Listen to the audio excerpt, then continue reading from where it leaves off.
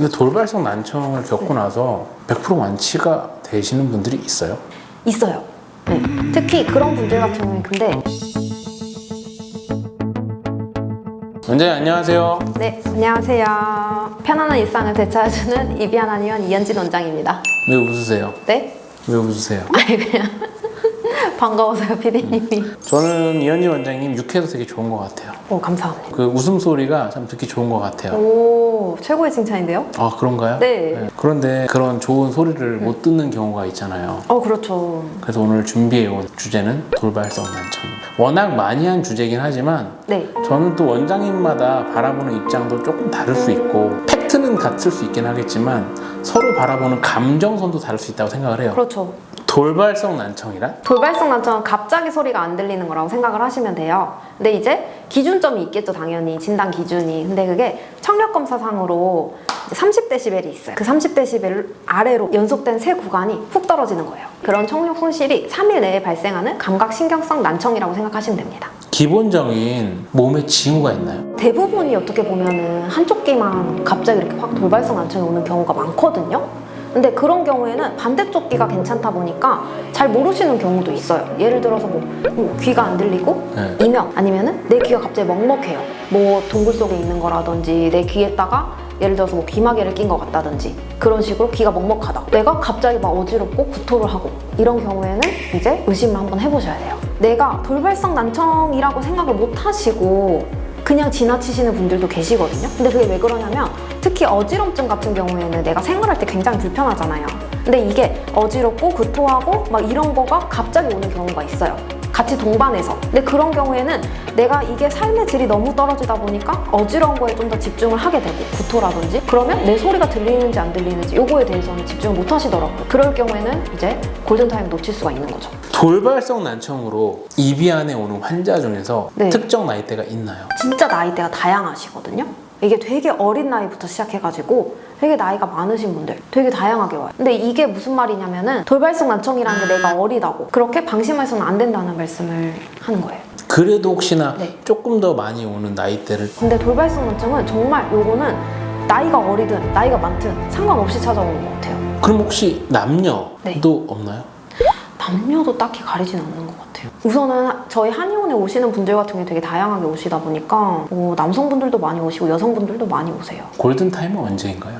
골든타임은 진짜 빠르면 빠를수록 좋아요. 아까 전에 말씀드린 것처럼 돌발성 난청이 응급질환이에요.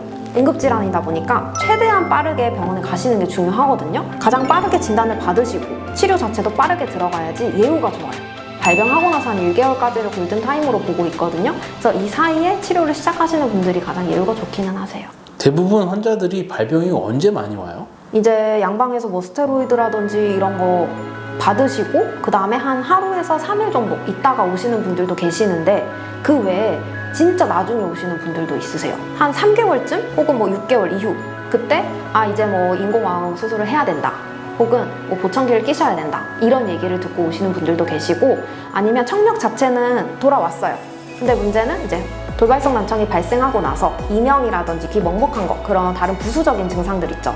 이것 때문에 힘들다고 진짜 몇 년 있다가 찾아오시는 분들도 계세요. 그리고 주변에서 이명 난청 있는 사람들은 생각보다 내가 있다고 말을 잘 안 해요. 사람과 멀어질까 봐도 있는 것 같아요. 그리고 자기 치부일 수도 있기 때문에 그냥 평생 안고 살아야겠다라는 인식을 많이 하는 것 같아요.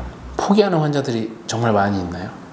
정말 많죠. 포기하시는 분들. 근데 이 돌발성 난청이라는 것 자체가 만약 발생했다 하면은 당연히 골든타임을 놓치지 않고 빠르게 병원에 가셔서 거기에서 또 이제 필요한 처치 받으시고 그리고 저희 쪽도 오셔가지고 들어갈 수 있는 치료 다 같이 들어가고 이렇게 하는 것도 중요하지만 그 이후에 오시는 분들도 분명 계실 거잖아요. 내가 삶을 살아가는데 이명이라든지 귀 먹먹한 거라든지 이런 게 있으면 당연히 삶의 질은 점점점 떨어질 수밖에 없어요. 근데 그런 부분들을 어떻게 보면은 조금씩 내가 좀 더 낫게 이렇게 바꿔가고 이제 안정을 찾는 그런 과정이라고 생각을 하시면 돼요. 그래서 저는 치료를 포기하지는 않으셨으면 좋겠어요.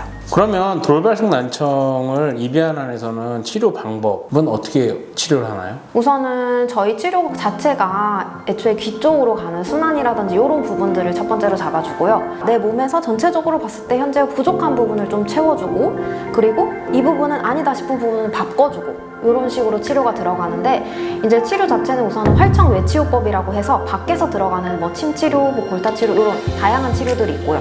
그리고 또 두 번째로는 한약이에요. 한약 같은 경우에 내 몸에서 현재 지금 부족한 부분들 채우면서 지금 뭐 귀 쪽으로 가는 그런 순환이라든지 영양분 이런 부분들 당연히 챙겨주는 부분이 있고 또 한 가지는 공진단이 있어요. 사양활청 공진단이라고 해서 사양 성분이 어떻게 보면 정말 중요하거든요. 그래서 그런 치료도 들어가고 또 한 가지는 소리 재활 치료가 있어요. 근데 이런 다양한 치료들이 있는데 이게 그렇다고 해서 모든 분들한테 전부 다 동일하게 들어가는 건 아니에요.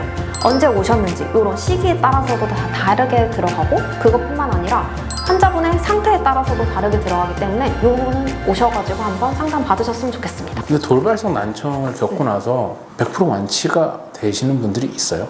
있어요.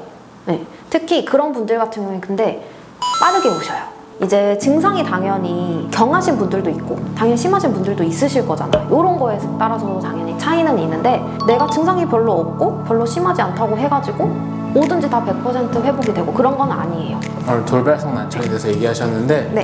돌발성 난청에 대해서 좀 마무리하자면 가장 중요한 거는 골든타임 때 적절하게 치료를 받으시는 게 가장 중요하다고 생각이 돼요. 그래서 증상이 만약 있다 하시면은 저는 진짜 가까운 응급실이라도 무조건 빠르게 가시는 거를 추천을 드리고 그 이후에는 들어갈 수 있는 치료 다 같이 들어가는 게 가장 좋아요. 거기에 더불어서 내 몸을 챙길 수 있도록 같이 한의학을 추가로 하시는 거를 저는 추천드려요. 왠지 원장님 돌발성 난청 관련돼서 자신 있으세요? 저요? 네, 치료하는 부분들에 있어서? 와우. 자신 있다고 제 입으로 말씀드리기는 아무래도 좀 뭐하긴 한데 여튼 저희가 정말 많은 환자분들도 보기도 했고 많은 환자분들을 치료한 그런 사례들도 있으니까 한번 이비한 한의원에 방문하셔서 정확하게 진단 받으시고 치료까지 받으실 수 있었으면 좋겠어요. 저희는 항상 최선을 다하니까 병원에서 뵙겠습니다. 네, 감사합니다. 네, 감사합니다.